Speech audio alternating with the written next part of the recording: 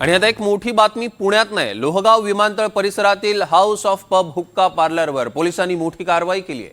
हुक्का पार्लरवरील 58 जणांना तिथे ताब्यात घेतलंय। पुणे गुन्हे शाखेचे पोलीस उपायुक्त मोहर हसन, 4 पोलीस अधिकारी आणि 50 पोलीस कर्मचारी पथकांकडून ही कारवाई करण्यात आली। बनावट दारू, अंमली पदार्थ, बंदी असलेला हुक्का जप्त करण्यात आलाय। पुढील कार्यवाही पुणे गुन्हे शाखेकडून केली जाते।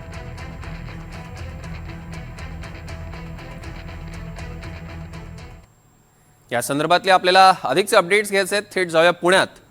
यशपाल सोनकांबळे आपले प्रतिनिधी आपल्या सोबत आहेत। यशपाल, काय अधिकची माहिती आपल्याकडे?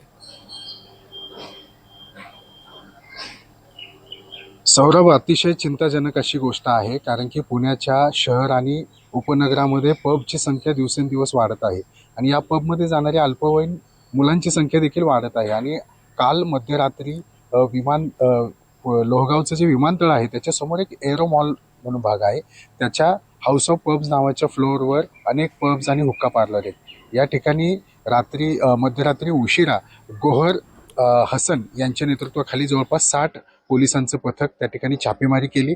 या हाऊस ऑफ पब्स नावाचं जे पब आहे त्या ठिकाणी बंदी असलेले हुक्का फ्लेवर्स होते, अंमली पदार्थाचं सेवन केलं जात असल्याच्या तक्रारी आल्या होत्या। तसेच बनावट दारू देखील या ठिकाणी अल्पवयीन मुलांना सर्व केली जात असल्याची तक्रार होती। एकूणच या तक्रारीची गंभीर दखल घेऊन आज मध्यरात्री पोलिसांनी त्या ठिकाणी छापेमारी केली, सर्व मुद्देमाल ताब्यात घेतलेला आहे आणि जवळपास 58 लोकांना ताब्यात घेतलेला आहे। त्यांच्यावर आज सकाळी उशिरापर्यंत गुन्हा दाखल होण्याची प्रक्रिया देखील सुरू आहे। परंतु या कारवाईनंतर आता पुण्यामध्ये नेमकं चाललंय काय असा प्रश्न उपस्थित होतोय, कारण की सांस्कृतिक आणि शैक्षणिक राजधानी म्हणून पुण्याकडे पाहिलं जातं, परंतु आता पब आणि ह्या हुक्का पार्लरची संख्या दिवसेंदिवस वाढत आहे आणि अनेक स्थानिक नागरिक असतील, स्वयंसेवी संस्था असतील, हे या संदर्भात पुणे शहर पोलिसांकडे वारंवार तक्रारी करतायत की याच्या संख्या आटोक्यात आणण्यासंदर्भात, यांना निर्बंध लावण्यासंदर्भात काहीतरी कठोर कारवाई झाली पाहिजे।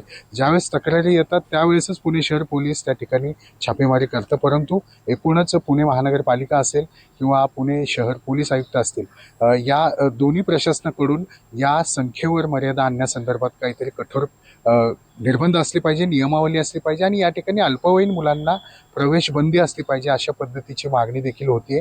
एकूणच आज जे 58 लोक ताब्यात घेतले त्यातले बहुतांश मुलं हे अल्पवयीन आहेत, त्यामुळे त्यांच्या पालकांना देखील पुणे शहर पोलिसांनी बोलवलेलं आहे। एकूणच ही जी पब संस्कृती पुण्यामध्ये वाढते ती चिंताजनक आहे। सौरभ, निश्चितच यशपाल, या संदर्भातले अधिकचे अपडेट्स आम्ही तुमच्याकडून घेणार आहोत। तुर्तास धन्यवाद।